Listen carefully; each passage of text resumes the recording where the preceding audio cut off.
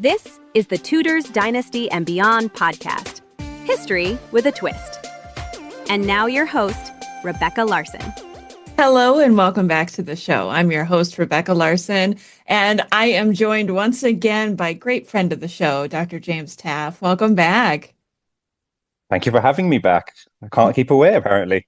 Oh, I love having you on. The last time you were on the show, it was on Dr. Emma and me, and we talked about Jane Boleyn and her father, and that was like a totally different episode than what I normally do with you on the show, wasn't it? And that feels like it was just last week. I mean, I know it wasn't, but honestly, it doesn't. The time has just flown. But yeah, I really enjoyed that episode, and I kind of knew that this book was coming out, and I was thinking, will Rebecca have me back on so soon after the last time? I wasn't sure, but I'm grateful, very, very grateful. If it were up to me, I'd probably have you on the show once a month, but that doesn't always work out. Well, I don't know what Emma would say about that. She'd think I was stealing her spotlight, but oh gosh, no. I'm excited to have you on today because you have a new book that just came out, and I wrote down the main title and didn't write down the subtitle for it, so you're gonna have to help me out here. It's called Accounting for Anne, and the second part is The Tudor Queen Who Could Have Been. I have a copy of it here, so I'll put it on the screen for everyone to see. There we go. Oh, it's reversed. Well, you'll have to work it. It looks good for me. Your viewers. Oh, does it? Okay. Yeah. Well, I was going to say your viewers would have to work it out for themselves. But yes, the book is half the product. I mean, sorry, the cover is half the product. I've had so many compliments about the cover, so I thought I'd better bring it to this conversation and show it off. So if I start like lifting it halfway through, just every now and then, just to remind everyone how beautiful it is. It is beautiful. It's so. Did you come up with the concept for the cover on your own? I did. I'm a bit of a fashion nerd, so I kind of, once I thought about the idea of embedding the accounts onto her dress, I was obsessed with it. But then I thought, well, I'm not capable of doing that. That's beyond what I can do with Canva. And turns out I did it. It took long enough, though, almost as long as the book took to research. So, but no, as soon as I came up with the concept, I knew that's what I wanted. And I know we always say, don't judge a book by its cover. But I do. Yes. I do. I think we all do. So it has to be good. And I really wanted to do the research proud, and I wanted to give it the best chance of getting an audience. So it felt really important to do the cover right. But I've had so many compliments, probably on the actual cover more than the book at this stage. But hopefully that evens out a little bit eventually. Yes, I hope so, because the book is equally as good as the cover. Oh, well, thank you. That's quite a compliment since we know the cover is gorgeous. So no, thank you. Really, that's wonderful. I think it fits so well too, because so much of the book, and I don't want to say it like so much of the book, but a lot of the book is cut out pieces of paleography, and so it really goes with the cover because you see so much of it in the book. And that was one of the things that I really loved. And this was not where I was going to start this interview, but I was amazed at all the different snippets that you included and how difficult it was for me to read. And I have looked at hundreds of documents myself and thought what I was looking at was difficult to read. How on earth did you read all of those documents and be able to transcribe them? I have to say I don't like paleography. It's not my expertise.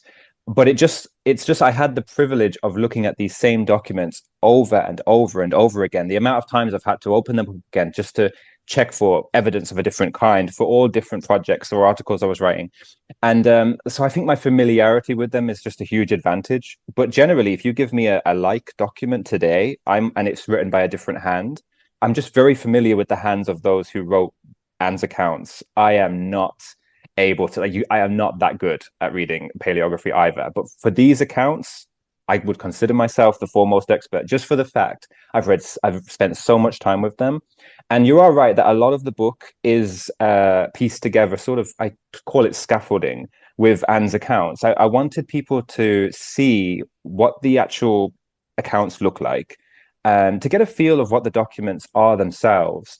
But also, I just love seeing the original handwriting. And I wondered if maybe that would add another element to it. And Um, Initially, when I came up with the idea, I thought maybe it would just be a straight transcription project. And once I started transcribing certain entries in Anne's accounts, I thought, well, I've got a lot to say about that. Where do I put that? Do I put that in a footnote? Do I just put, how much of this am I actually going to talk about? And then before I knew it, I realized I wanted to talk about all of it.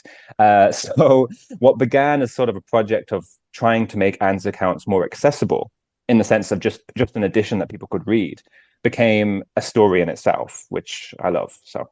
Well, it makes sense with the other books that you've written. This is kind of like the culmination of all your other work with writing on Jane Boleyn, writing on serving the Tudors. Now here we are, and you're just taking all that you learned from both of those and putting it into this book. I have to know, and I'm sure the listeners want to know, what made you focus on Anne of Cleves as the one that you wanted to look at?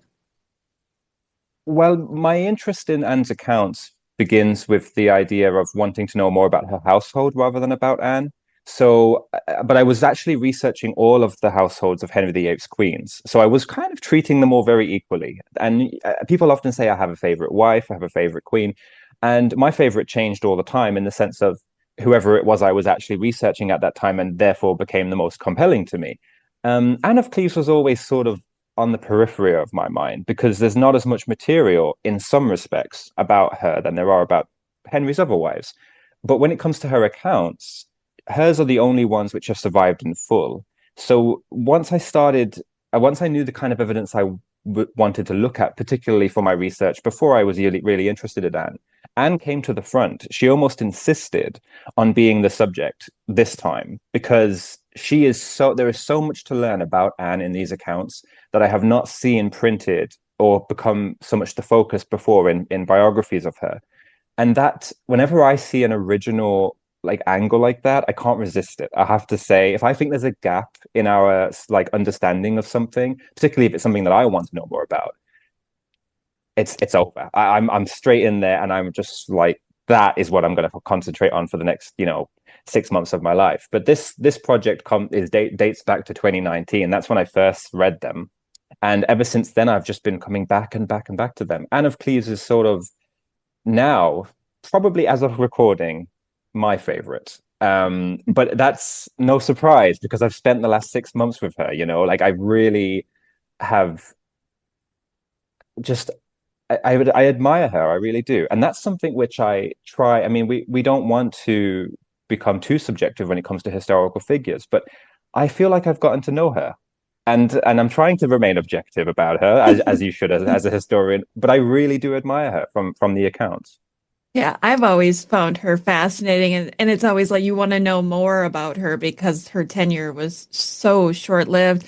And I also jump all around when it comes to who's your favorite of the six wives, because it really does depend. Right. Of course, now probably Catherine of Aragon is near the top because Emma talks to me about her all the time. So now I know a lot more, I can imagine, absolutely. But I don't imagine the other ladies get a look in, actually, when it comes to what topic are we going to do this week on Dr. Emma and me? Right. Oh, Catherine? Oh, maybe we'll try one of the other Catherines this week. No, we'll do Catherine of Aragon. Yeah, exactly. I do kind of want to talk a little bit more about Anne's queenship. And when you were looking through these documents, her accounts, was there anything that clearly gave a signal to you of her queenship, like ceremonially, politically, socially? What did you find? That's an excellent question because I find queenship such an awkward study. Like I have been saying for years, I don't even like the word. And so, but it is the best word to explain to describe what we want to, which is what was it like to be a queen, or what was Anne's time as queen like? That's her queenship. And a lot of the evidence in the accounts, if you take it at face value, it doesn't say very much. You don't think about it too heavily. Someone's just paying the goldsmith to create a ring. That's nice. So Anne wanted a nice new ring.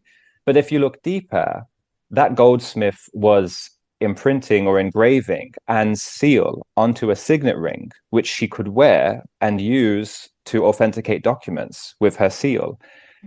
Instantly, a whole new story emerges there. It's not just Anne commissioning a new ring, but rather it's an element of her queenship and her identity as queen. This physical object at one time existed, which obviously, but the only record of that we know that Anne had a signet ring is the accounts. And this is just one example where it gives you an impression of what being queen would have been like. All of the things that Anne required to maintain herself as a queen. I think I say in the book, she's made and remade a queen constantly. It's not something that just happens once you marry a king. She is always having to reaffirm her queenship. And that can be in how she behaves, how she dresses, what she eats, who she interacts with at court, how she interacts with them, and who she chooses to associate with. I mean, all of this evidence is contained in the accounts in one way or another. And that's what makes them so remarkable, I think, is that whereas previously, and you know, I wouldn't do a disservice to any biographers who have covered Anne in the past. They absolutely do have chapters called Anne the Queen, and they do cover what it was like for Anne during those 6 months to be queen. But many of them have missed the accounts, and I have never seen in any of Henry's wives so consistently do the women come through as a queen and are painted and portrayed as a queen rather than merely a wife, as they do, or rather as Anne does in her accounts. It's remarkable to me, and I think that's why I called the book The Tudor Queen Who Could Have Been. I wanted people to appreciate that this book is about restating Anne as a queen. Yeah. Even if she was only queen for 6 months, you know, right. It still counts. Can you give me an example of how she showed her queenship? Absolutely. I think trying to keep on. I mean, there are great accounts in, say, by chroniclers or ambassadors, and they cover, for instance, the more grand events that she might have presided over. Like if she would have been at jousts, tournaments, she would have presided at court over banquets. But the real sort of gem of the accounts, I think, is the day-to-day of how Anne comes through as queen. The more regular or mundane side of things, you know, the fact that Anne's wardrobe is, in particular, I think the wardrobe is very important to a queen and how she's portrayed to her subjects. Anne's wardrobe is completely unlocked through the accounts. We have such an magnificent, I mean, we have descriptions, as I said, from observers at these key events where they do comment on what she's wearing, usually disparaging it because she came in her native fashions. But contrast that with the sheer amount of effort that went into what she was wearing and the creation of these outfits, not just even in clothes, but also in jewels as well. In the accounts, it really comes through so clearly what it is about Anne, in particular in these 6 months, and how she tried to make herself into a queen, essentially. And just the way she dressed, it really is just one example. I mean, queenship can be any number of things. And I think the reason I don't like the word is because I don't think it's very sufficient or accurate to use, because I think queens like Mary and Elizabeth are quite different to queen's consort, like Henry's wives. But the word queenship is used for both. Yeah. Whereas actually, I think the role is quite different. So I should stress that Anne's consortship, which is an ugly word, I'm not going to use that, it's a mouthful. But, you know, in more specifically, the way that Anne made herself into, or was made rather, again, by her household and her subjects, into someone who her subjects would recognize as queen, is it really does come through in the accounts. But my favorite example, I think I would say, is how her wardrobe is sort of overhauled. Yeah, because she did adapt and adjust to the English fashions. She didn't, stay in her native garb the entire time. No, I mean, maybe she should have. Maybe she should have been stubborn. Maybe some of the English subjects would have grown to like it. But I think she was astute enough to know that she couldn't. And that if she was really going to be accepted as their queen, she needed to look like their queen too. I think she probably made an effort to retain some of her background, particularly the familial side of it. I mean, I don't think we know conclusively, but I think in terms of images and iconography, the kinds of like her arms or her badges and things like that. And I think will have represented her family and where she came from and her status essentially as a Duchess of Jülich-Cleveburg. But the way she adapted, as you say, is what makes her, in my opinion, more impressive as a queen. She probably had further to go than even the English noblewomen or, well, gentlewomen who were made queens. You'd think that they would need more, but she was already, I think, sort of working from behind, you know. I think she was already the early missteps, and there are missteps. Who's to blame for those? No, I'm not talking about her appearance, which obviously is not a misstep. That's Henry's reaction.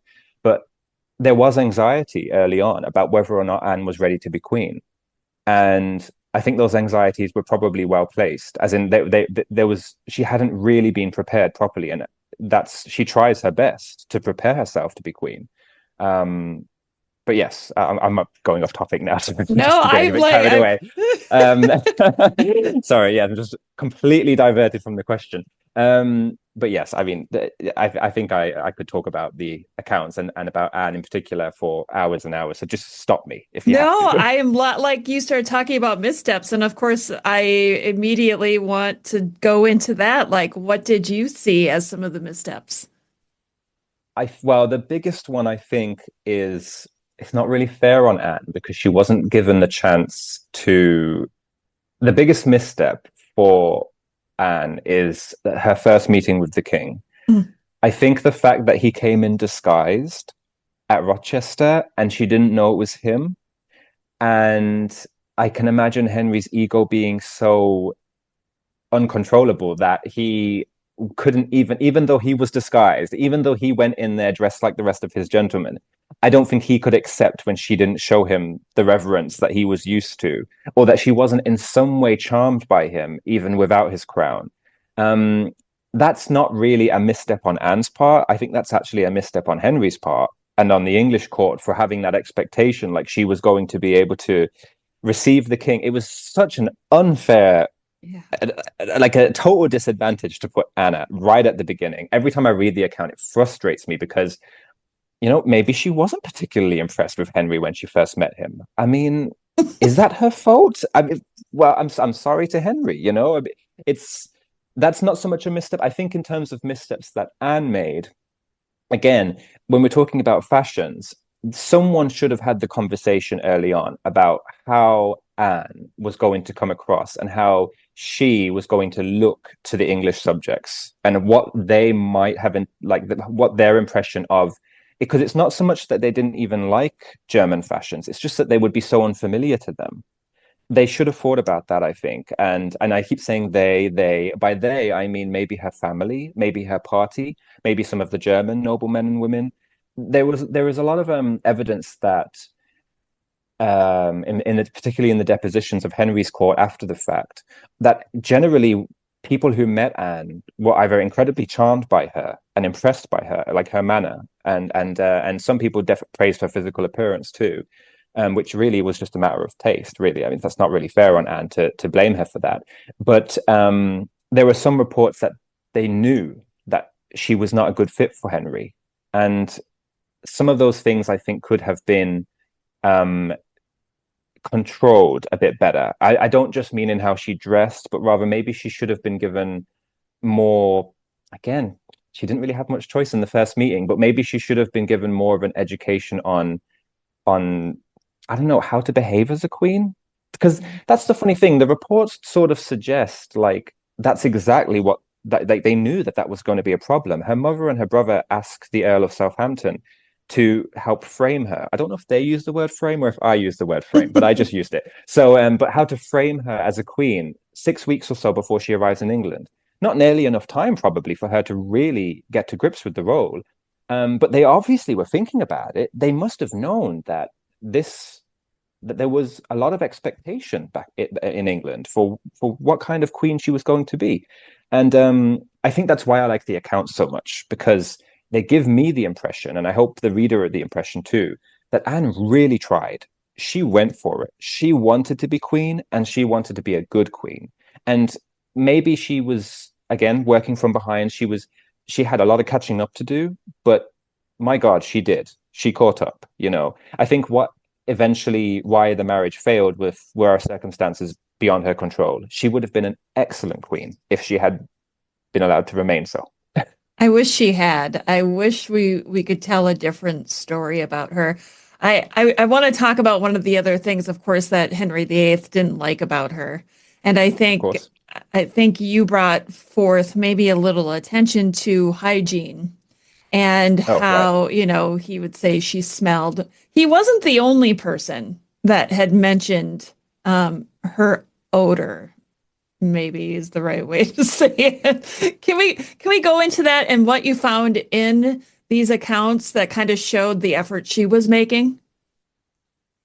Absolutely. I feel like the very frustrating thing about this and about Tudor history especially is often I will read something in a modern day book, in a non-fiction history book, and think there's a source for that.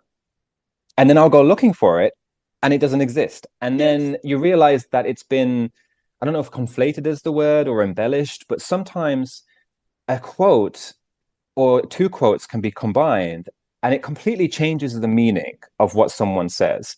I think that, and just to give your listeners a more specific example, I think the quote that does exist, that we can perhaps attribute some issue with, is because there were, in my opinion, I don't know necessarily that we should say that Anne smelled, but rather just like the fashions, German sort of concoctions, perfumes, preferred scents would have been different from what England would have preferred. And so it's just a lack of familiarity. It's not even necessarily distaste, it's just different. And when someone's confronted with something different, their initial reaction may be, oh, I don't like that because it's not what they're used to. Doesn't Yeah. necessarily mean it was bad.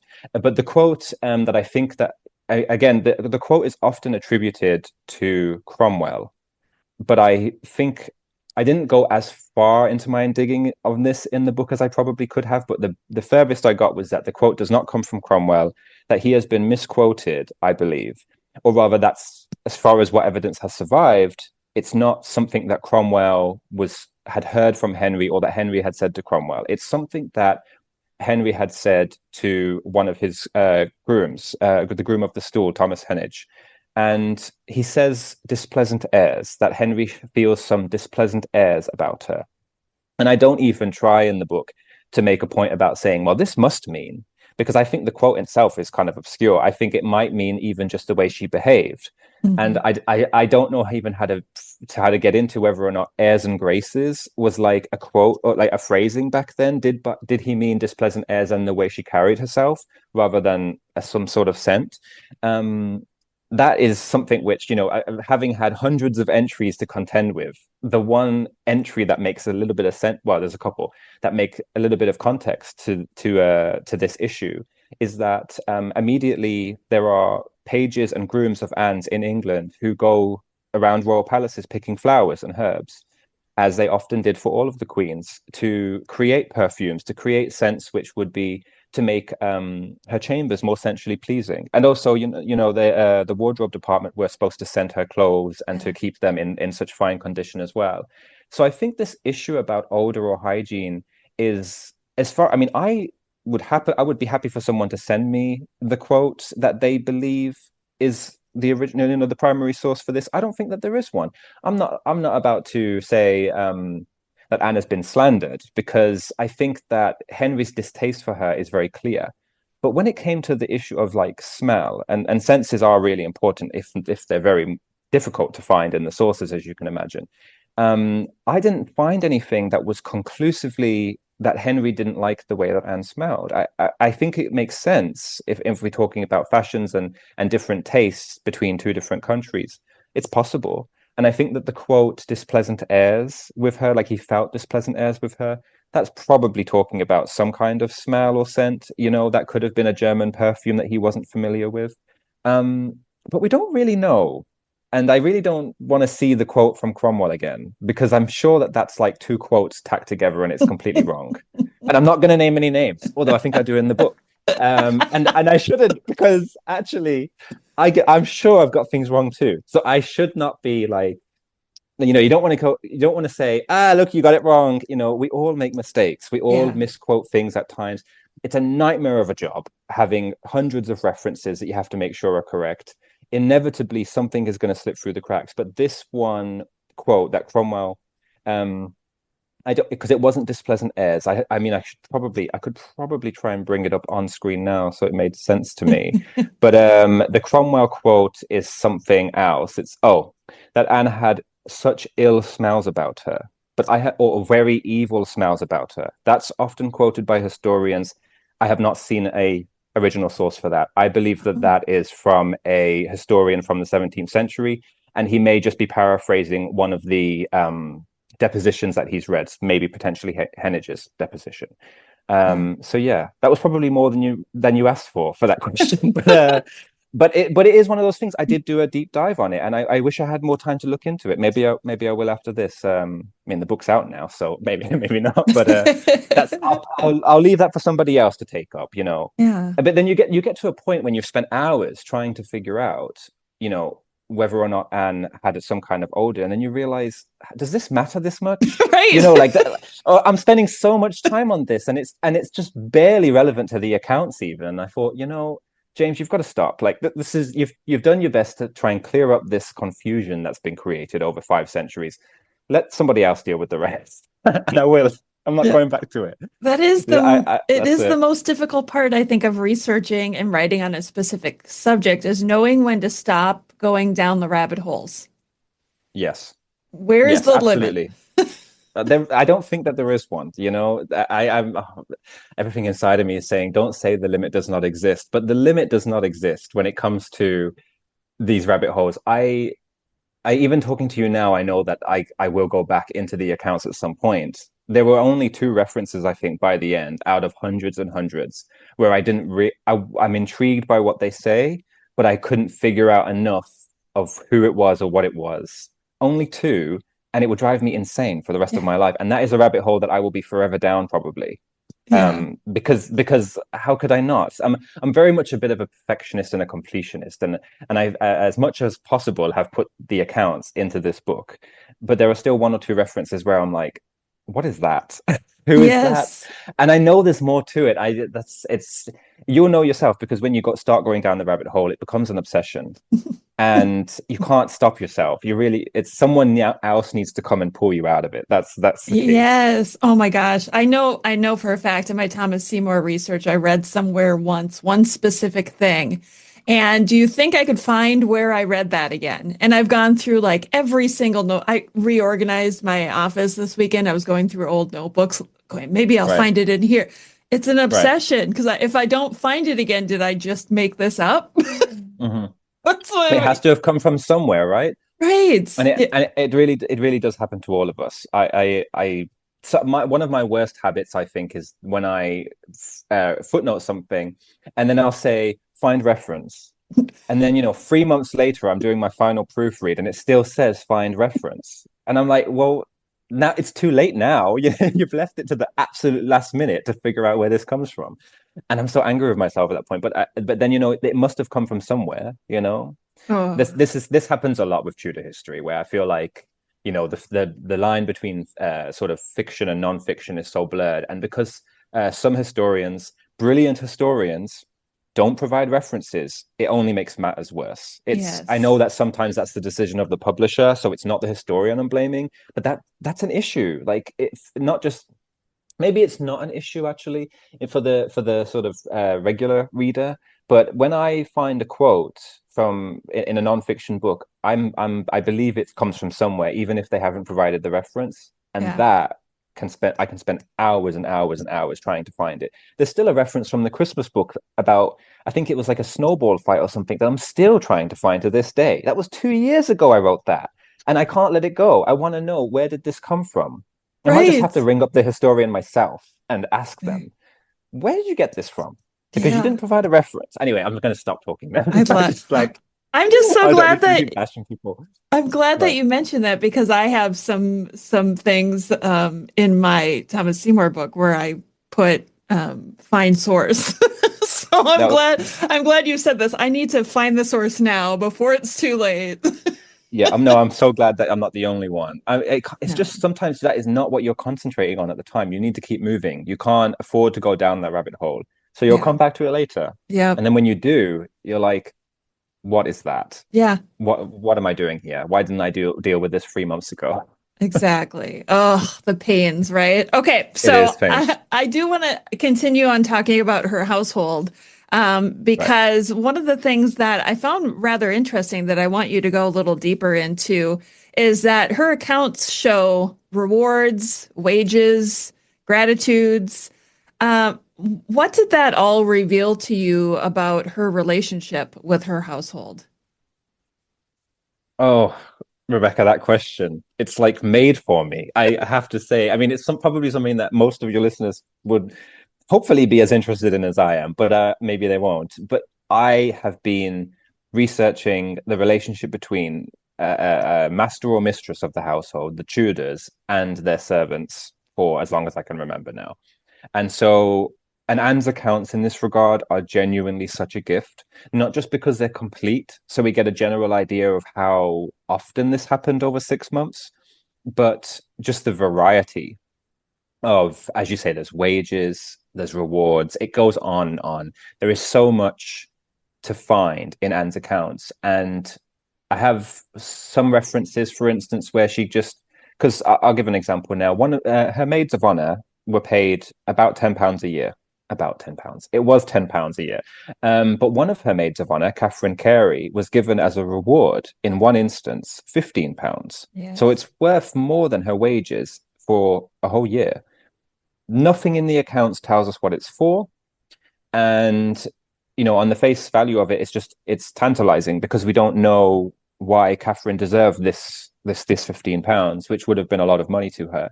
And none of her other maids are given the same kind of reward. So you're wondering, is there a better relationship between Anne and Catherine? You start posing these questions in your mind. I think the explanation might be rather more straightforward in that Catherine was getting married and Anne gave her this as a gift because, as they often did in support of their marriage, as particularly maids often were given monetary sort of support essentially to find good matches, and queens were almost. It's not really so much like Anne would have been given the option. She might have sort of neglected to do so, but she was expected to do so. This is something that queens did. And Catherine of Aragon, there's so many examples from Catherine of Aragon where she supports her maids over the years that she's queen.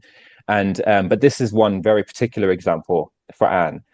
So although the accounts don't say it was for her marriage, we can presume because of the date of it or whereabouts it is in the accounts that that's what it was for. And that's just one example. I mean, there are other examples too, like where she gives one of her footmen some money so that she can help his daughter. I think probably to find a match, but they call for the finding of her poor daughter, and finding can sometimes mean just to support them, just a bit of like it's like ensuring they've got the board and accommodation or wages even. And these rewards don't. This is the best thing about the accounts. They don't necessarily say what it was for all of the time, but they often make it clear it was coming from Anne's commandment, by the Queen's grace's commandment, at your commandment, from the Queen's grace also. Yeah, and that's the beauty of these accounts, is that often it's not spelled out like that. And we might just presume that Anne is involved in making these decisions, but she also had a whole team of counselors who might have made these decisions for her. So when you see an entry that says, by your commandment, by Anne's commandment, suddenly Anne's agency, Anne is central to this reward, to this exchange between her and her servant. Brilliant, because we can presume it from the many, many grants which have survived from Henry VIII's reign. Unfortunately, and I mean, anyone who's ever looked at the letters and papers of Henry VIII knows that basically half of it is grants and half of it is like this person's getting this land or this person's getting this office. Anne of Cleves servants there's no evidence to say that she ever interceded with the king to get them additional rewards or grants or offices of any kind. So her accounts are even more remarkable in that sense, because we need them to know that Anne did practice this good lordship or good ladyship, as I often like to call it, which is this sort of role as mistress of the household, she did have to reward and advance her servants. This was expected of her to make, just not only to, because that's what a good queen does, in the same way that she would reward her subjects, but also it gives recognition to their service. It's like binding them to her and keeping them obligated to her because she is showing them that she's a good mistress. And this idea of a good mistress is something I was kind of very preoccupied with when I was doing my PhD, but keeps coming up no matter what it is I'm researching. There is a difference between someone who is just a queen and someone who's a good queen, and I really do believe that Anne's accounts show, as brief as they are for these 6 months, that she wanted to be a good queen. She looked after her servants, men and women who she'd only just met. She didn't know them from anybody else, and but she did, and the accounts are littered with those kinds of things. I try my best to put as many of them into the book, but there are so many in terms of rewards and different kinds of advancement that it would be a volume in itself. She was very generous. She was a very generous queen, I felt. You mentioned that these were decisions she made without having to go to Henry. And that's kind of something that I think maybe I want you to talk about a little bit more was, she obviously, like you said, she had some agency, but what would she have had to go to Henry for in order to achieve whatever it is she was going after? Gotcha. I think the interesting thing about being a consort is that you have custody of royal patronage or royal patronage, and so rewards and grants and offices which are technically in the custody of the crown, queens did have some say over. You could intervene with the king on behalf of a servant who the king himself will have known, just from familiarity at court, if you wanted them to receive a certain kind of grant or office. So Anne never really, in my opinion, this is what I argue in the book, Anne never really got that influence. I don't think she was influential enough with Henry to be able to give her servants any kind of that kind of support. Fortunately, many of her servants had prior relationships with Henry because they'd been at his court for several years. So they still had a chance to get that for themselves. But I think that Anne may have eventually developed that kind of power and that kind of influence with Henry. So but this is the kind of thing that, yes, she would have had to have intervened with the king for him. But as you pointed out, the accounts are brilliant in the sense that queens had their own money. They had their own lands, they had their own accounts, they had their own clerks to deal with this kinds of thing, and they had their own ability to reward. Technically, they had the status called femme sole, which I hope I'm saying that right, but that's how I've seen it written down, which basically meant that they had the independence to transact their economic affairs whenever they wanted, and without consulting the king. But you don't want to overstate that independence because no matter what, any wife or consort, even because queens were wives, or consorts were wives, I should say, they have to consult the king to some extent. I wouldn't say that in the accounts. I would say that in the accounts, 90% of the entries, Anne would not have had to have consulted the king. They're more kind of petty politics, the kind of £15 to Catherine Carey. I don't think she would have asked the king if she could do that. That comes from her purse. It's her decision. It's up to her. The more complicated, substantial ones she may have consulted him, but there are references in the accounts where she has, hundreds of pounds at a time handed to her, and her accountants are very careful to record it because that's a lot of money. But it's also clear that she was entitled to it. She could ask for it when she wanted it, and she could distribute it how she wanted to.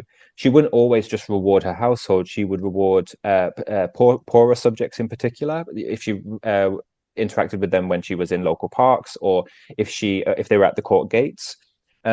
She also had to sort of maintain all the different departments of her household, so not just to her immediate servants, but her stable, her council, her wardrobe, all things like that. She had all manner of expenses, really. There's also the more important one of like making religious offerings or distributing alms.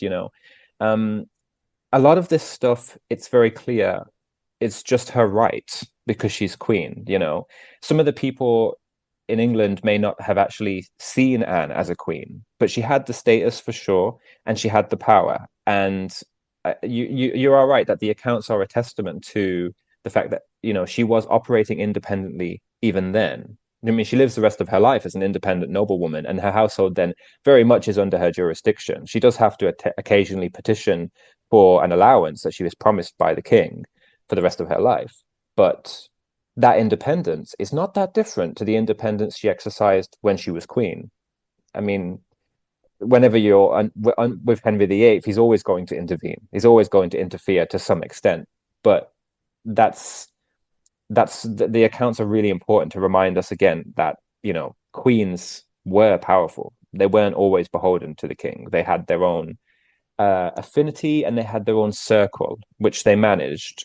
Some queens better than others. I would say maybe Anne, you know, given 6 more months or a year, she would have been brilliant at it. She definitely shows signs of understanding what was expected of her that way. You mentioned her generosity, maybe with the poor, or I guess where I'm going with this is I kind of want to know, what did you find in her accounts that show her generosity or her kindness towards her subjects that maybe we don't hear about very often?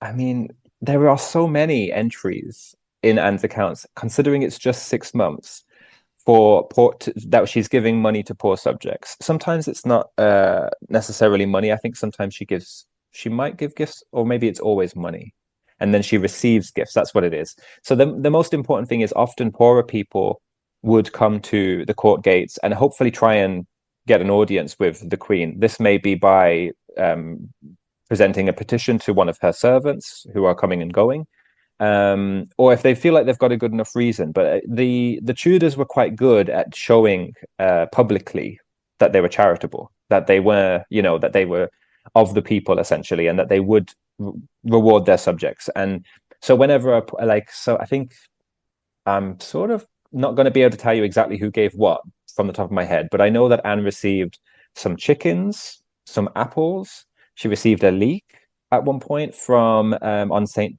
David's Day, I want to say. This is the kind of thing which I know I've got right in the book, but trying to recall it from memory, I don't know. But the examples that I'm trying to use are essentially that these poorer folk would bring fairly, you know, not, I wouldn't say nothing gifts, but not nothing that Anne needed. But that's not the point. They were just bringing something to present to their queen, and this gave Anne an opportunity to close the exchange. She then, in doing so, rewarding them with the money for what they presented to her, is acting like a queen. That's what was expected of queens. That's there are many examples. I think I kind of sandwiched them all together because they're all saying the same thing, which is that Anne was charitable.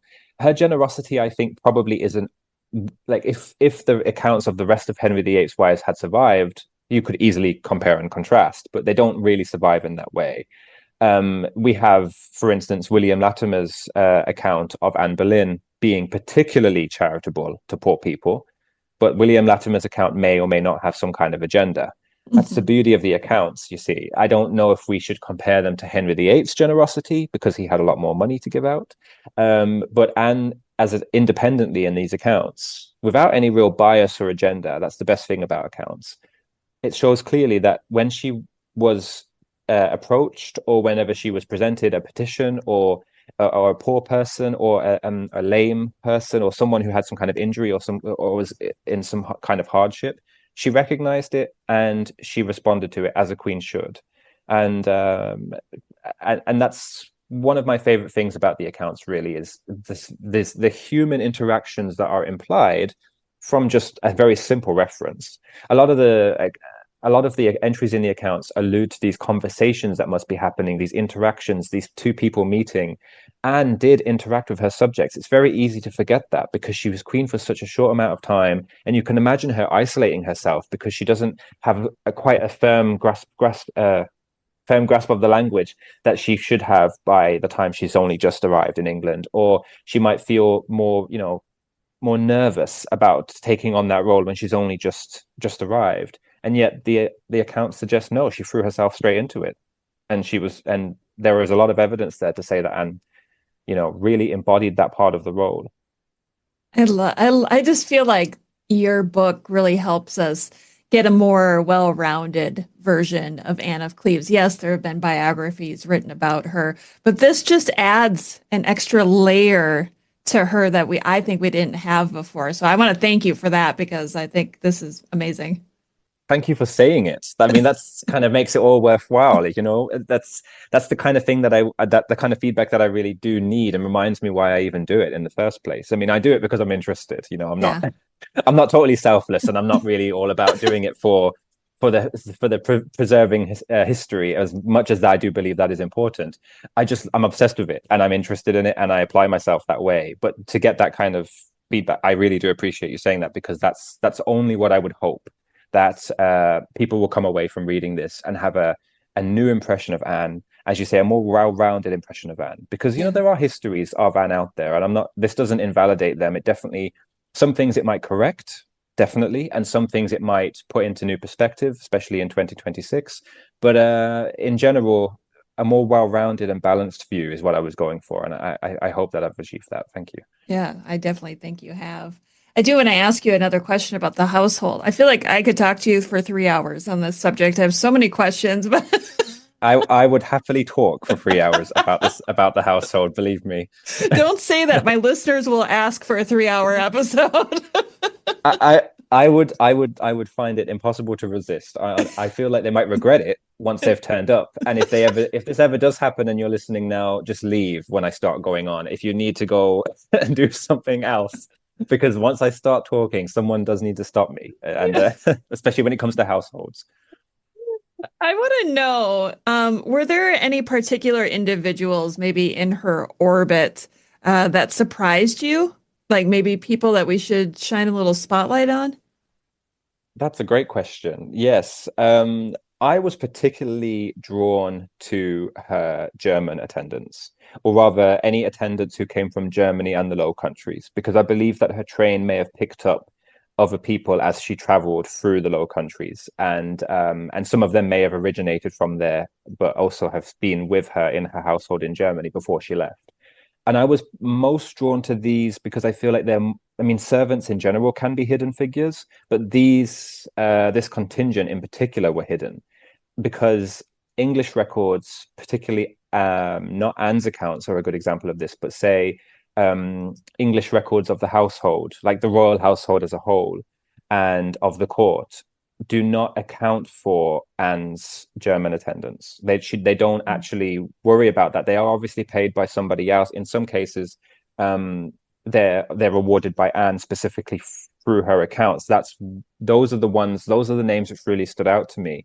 We have a wonderful report from the diplomat Nicholas Wotton, who gives a description of what and who is in Anne's train in around the time when they're in Calais.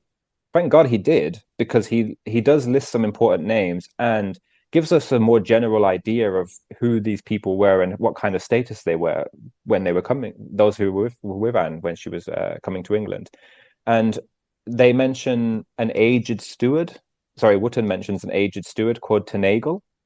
And for years, I could see a reference in Anne's accounts that says, Master Tenacle. And I was like, who's that? I don't know who that is. And it was only like when I really applied myself to this subject where I was like, of course, Master Tenacle is Tenagle. And similarly, there's a references to Lodowick is how it's sort of spelt in Anne's accounts. It's Ludwig. It's one of her German attendants, almost certainly. And many, many references to a Master Bird, who may well be Sebastian Bird, who we know was also from her home. And these attendants stood out to me more because I feel like the accounts are like even more precious in that sense, because this is like the only reference I have to who this person could be, besides Wotton's report. It's the only thing that allows me to flesh out their characters, to have a better understanding of them. That, and I will have to shout out the ambassador reports of Karl Horst, who was the ambassador from Cleves in England, and those have been transcribed by, I will absolutely be looking up her name now because I don't want to get it wrong. But Nicole Simone Bertson, I hope I'm saying that right. But she did a PhD thesis in 2022, and the second half of it is a full transcription of Horst's reports. And he occasionally refers to these attendants while they're in Anne's court. And again, thank God he does, because the English accounts don't really say anything about them. They're Yeah. almost invisible. And so when you piece together these reports from the ambassador, and thank God that someone has transcribed them. Bertson's work is so important and has been so invaluable for this book. When you combine those with the records of Anne's German attendants in the accounts, they really start to come alive. And that's why I think I was most excited by them, because I know that when I've read books about Anne's household before, you do get a general summary of the English men and women, and because we have those very easily accessible in the letters and papers of Henry VIII, but you don't get an impression of who the people who remained with her were.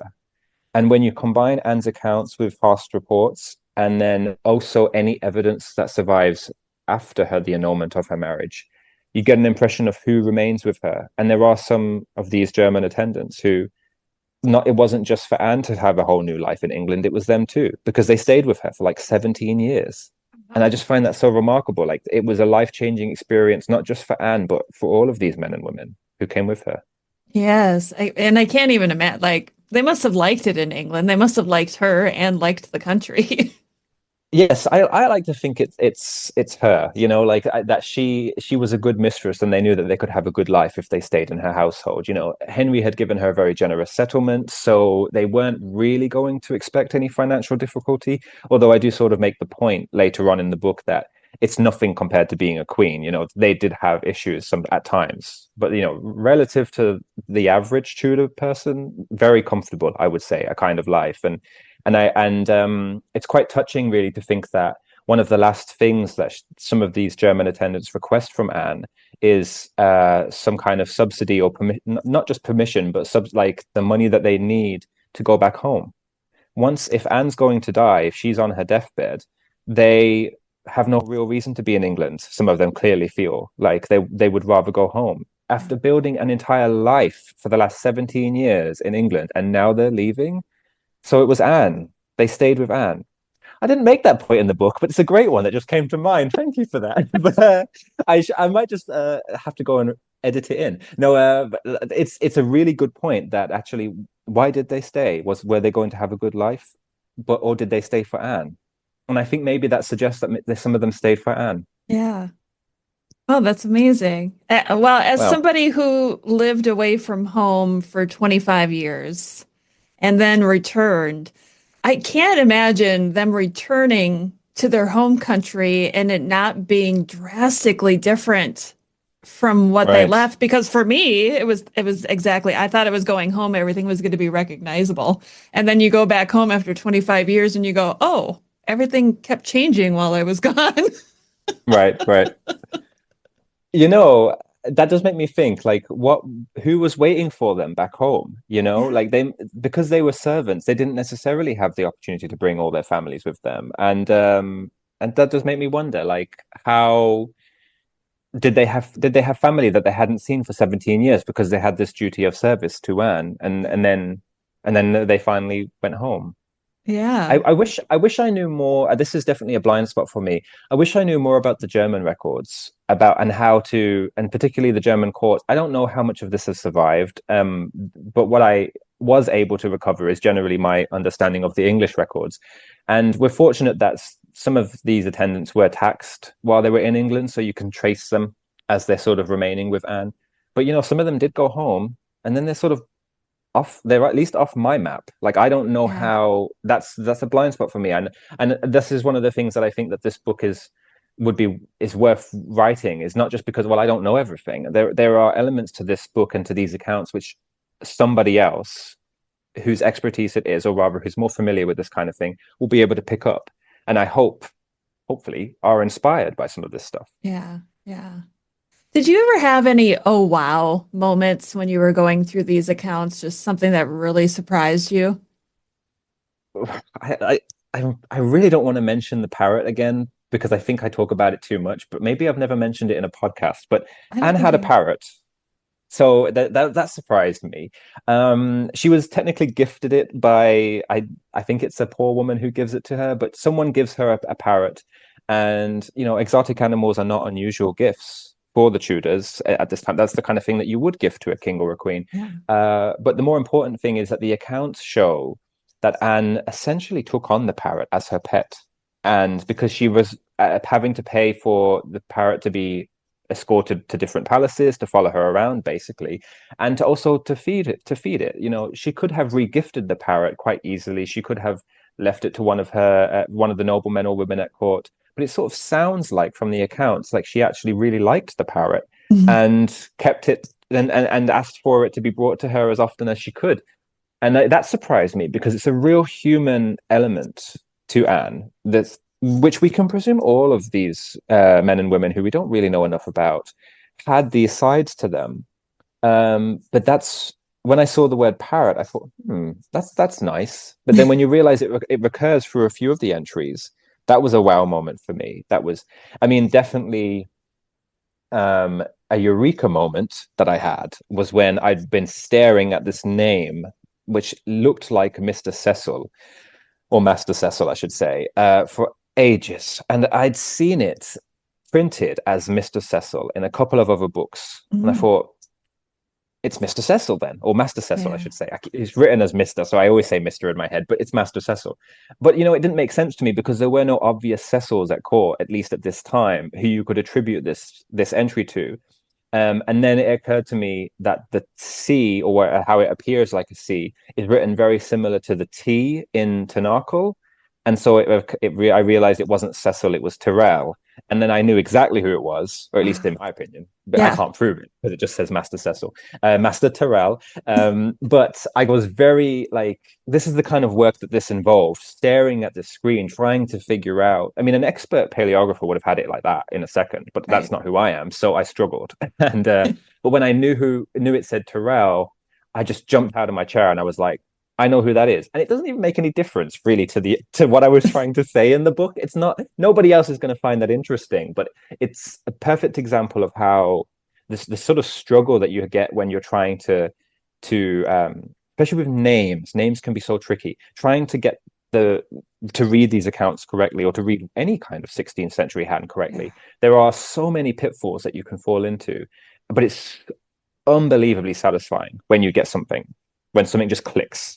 And that was definitely not the most surprising or the most wow moment, probably was like, you know, Anne's parrot. Because when I gave a talk about this way back in 2019, when I was talking about Anne's accounts in the first place, and I mentioned the parrot, the audience had an immediate reaction. Like, that was probably sending them to sleep with wages, and here's her accountant, and this is what we know about him. And you could maybe see, you know, they're just, oh, I'm losing them. And then I have to... And she had a pet parrot, and people immediately, they were like, I didn't know that. That's lovely. And so I think it's the human element. It really brings her a connection between her and to us today. So that's my favorite reference. It's definitely probably going to wear a bit thin over the next 6 months, because I can't. Whenever people ask me that's what people want to know. What's the best thing you found? Yeah. And I don't know that I'm even the first person to have found it. I don't think I've seen it in print yet, anyway. But I'm not I'm not guaranteeing that. And it's definitely not the first time I've ever even seen it mentioned on social media. You know, because I'm not the first person to find these accounts ever. But I think I'm the first one to make a point about it, like to really champion it. You know, and had a parrot. Let's pay attention to that. That's important stuff. But yeah, that's probably the most surprising. Well, now I want to know, did we ever find out a name for the parrots? Oh, no, sadly no. Which is so frustrating, because we know that they named their pets, because we know about the dog Percoy. Yes. And it's like, what was the parrot called? You know, this is the beautiful thing about this kind of evidence, is that it's so tantalizing. You know, it gives so much, but never too much. You never get too much out of them.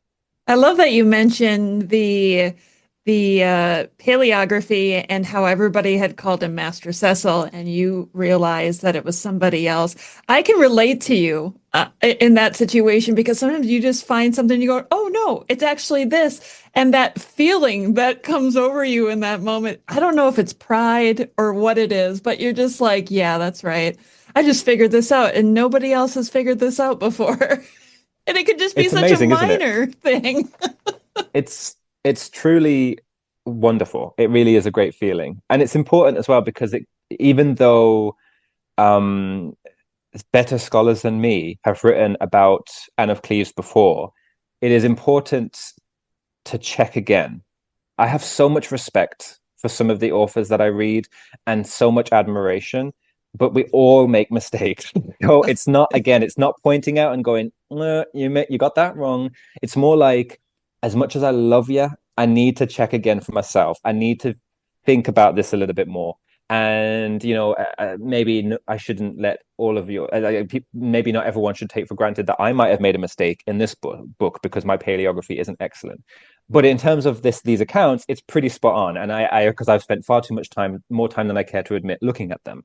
But no doubt, I will have made a mistake along the way. And that's why when you do this kind of work, you can't take anything for granted. You have to think for yourself, and that's how we get the new interpretations. That's how we get the new discoveries, especially in Tudor history, where there isn't going to be this new vat of evidence that comes through. That's not going to happen. But we do have new discoveries all the time, and it's just from questioning the existing interpretations. And I'm glad you can relate. That's Oh my God. I've gone so far as to retranscribe testimonies because I want to make sure that something wasn't missed.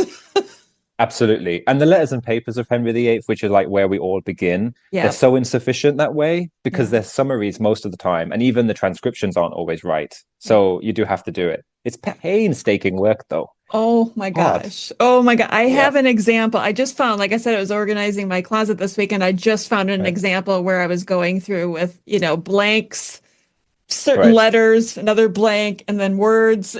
Yeah. I wish I have to. I don't know. This fun is the way that I would describe. It is painstaking, but it's worth it in the end if you discover something new. It absolutely is. Yes, definitely. Oh my gosh. Okay. Well, James, I think the last big question I want to ask you is, what do you want readers to understand about the value of administrative records, especially for women's history? Interesting. Yes. Oh, suddenly I'm having job interview flashbacks because it feels like quite a tricky question, this one. It's like, I don't really know what I'm going to say. And then you sit there thinking, I've got to say something. Yeah, it's not very often that I feel like I stump you or that you're speechless. I'm fairly speechless. No, I've got an idea in my head of what I should say, but I don't know that I'm going to do the question justice because it's such a good question. I think I think I've already said that the value of the accounts is that they don't have an agenda. They don't have bias. It's not Eustace Chapuis writing a report about Anne Boleyn. It's Anne's clerks who have no agenda one way or the other than to make sure they record everything perfectly so they don't get in trouble for it, and to make sure that money is all accounted for where it's supposed to be. And I think that being able to read and rely on that, especially when it comes to really obscure or like contested things, especially, I mean, all of Henry's wives have something that's contested, whether it's their age, like the date of when they were born, or their personality, or whether or not this portrait really is them or not. There's so many gray areas. The accounts are like, and administrative records in general are like a gift in that regard because they are so much less stressful to deal with. Like you can just look. I mean, they don't say as much maybe as Chapuis said a lot and said too much. Maybe he was a bit of a gossip queen, but God love him for it because we know so much more because of him. But you have to handle his evidence in a certain way. Like it's much less forgiving in that way. Like whereas Anne's accounts are like a pleasure to read. It's hard to explain, but it's like, as a historian, you don't actually have to work very hard to make sense of the accounts or of administrative records in general. You just have to provide the context, which, if you know where to look, isn't that complicated. I found a reference to this is the best example is like, this is why I loved the Anne's accounts and why I think I'd probably look at accounts more in future, is you'll find a really plain reference to a group of violinists or viol players being rewarded for playing at court. Okay, that's interesting. But then when you follow the reference and rather look at where the date of it, and then you realize that actually it was this stringed consort that was playing, and we know that where they came from, they're Italian, and we know that they came, and it's like then suddenly you've gone an hour way out of your way to find out more information about this group that you could never believe you'd find as much information as you did. and but that all of that information then is tied to this one entry, which is a fact. Like it's not even, you're not going down this rabbit hole for nothing. You already know the fact. You're just furnishing, like you're creating the story behind it. And that's basically what I do all through the book is every time there's a new entry, I tell people this is what I believe. Not even believe. A lot of the time I know. But sometimes it's believe. This is what we know about this particular woman or man, to the second half of your question about women's history, perhaps it's more important because administrative records are not always, they don't always account for women. So when they do, or rather when they belong, so like when Anne is so central, I mean, she was a queen, so she's not a regular woman, but when she's so central to every decision or every sort of whim that is being, in these accounts, it does say something about queenship, definitely. But it could also speak to something about women's history in the sense that I think I make a very quick, obvious point in the introduction of the book, which is that women in this period have much less of an impact on history because their impact is subtle or hidden, or rather their agency is more kind of subtle. And so when they do survive, when their names, particularly their names, this is, I know where I'm going with this now. Their names, when a name, there is so much in a name. Like I only know from Anne's accounts that she had a maid, or rather a chamberer, called Dorothy Fitzherbert. But when I had the name, I found so much out about Dorothy Fitzherbert, and she became my new favorite person to research. And I created this little story behind it. I've never seen it in print before. I've never even seen her mentioned. Maybe her name is mentioned, but I've never even seen. I don't know anything about her. But the fact that her name, she was paid 50 shillings, I think. She was paid 50 shillings in this one entry in Anne's account, meant that I was able to trace so much more about her life. And she is the one who remains with Anne as she goes through her life. I was able to follow her and to really piece together, these really incidental or kind of nothing references in the state papers, created a story, her story. And so in terms of, that's a perfect example. I got there in the end. In terms of administrative records, it may look like nothing. It's just this woman is receiving this wage. But because that allows me to know for a fact that she was serving Anne, and therefore is interesting to me, allowed me to then go and find out much more about her and to provide her history as much as it is Anne's. So that's what I think is the strength of the book, if anything. And I shouldn't really be the one to say this, but I think the strength of the book is that it's not just Anne's story being told. It's a whole group of people attached to her. And I do try and include as many of them as I possibly can in, 200 pages, whatever you can do. Yeah. So, yeah. Oh, Hope that answers your question. I'm sorry. Have we run over time? I mean, no, it wasn't an easy question, but you did a great job of answering it. And now we'll end it in a fun way. Okay, we'll do like a small little speed round for you of easy questions to end here. Okay. One word you would use to describe Anne. Well, he's really thinking about this. Kind. Okay. Biggest myth about her. It's not so much a myth, rather than like the sort of the way she's basically the fact that she is so much more than her appearance. There you go. Okay. And now I have to know, do you think she is the most underrated Tudor queen consort?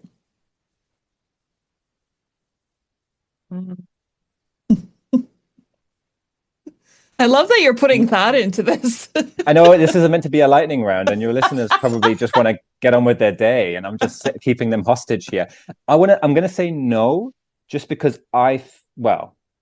she's definitely the most underrated queen in the sense that I don't feel like we've given her the attention she deserves as a queen. So my answer is no, because maybe my answer is yes, because of the queen aspect, as in I really think she deserves her flowers essentially for being a queen and the kind of queen that she was, and that's what the book's all about. Yes. But in terms of underrated, I think we could be doing more with Jane Seymour. I think maybe Anne of Cleves is more memorable than Jane because of what she went through, and I think the average person on the street would tell you more about Anne of Cleves, even if it's the most basic stuff that doesn't say very much about her, but rather Henry or as her as a wife.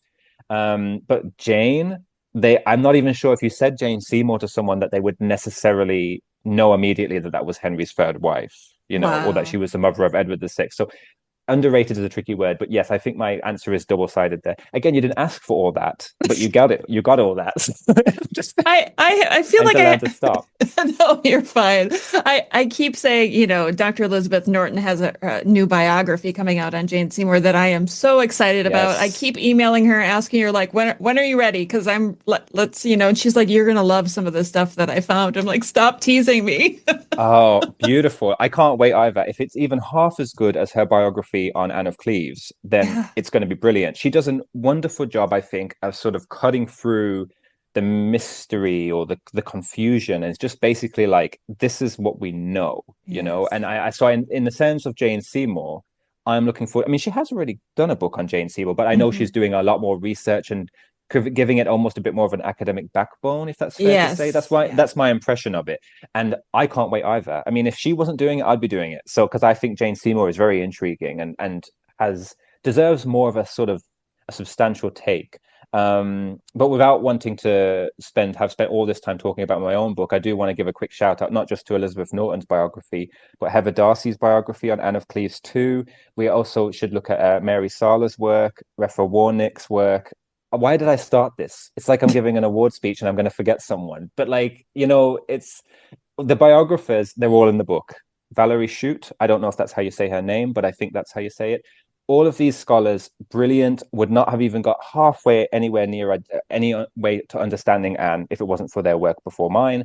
And everyone should definitely check those out too. If anything, check them out before you check my book out because you will learn a lot about Anne first through these biographies. That excellent work on Anne. And to be honest, I'm not sure we need any more biographies of Anne, but we did need to know about her accounts. We So did. And that's why I said, I had read so many books on Anne of Cleves and how your research into her accounts really shaped her into a more well-rounded figure in history. So I agree. I agree with James. Read these other ones, but also read his because it's going to really give you a new outlook on Anne of Cleves.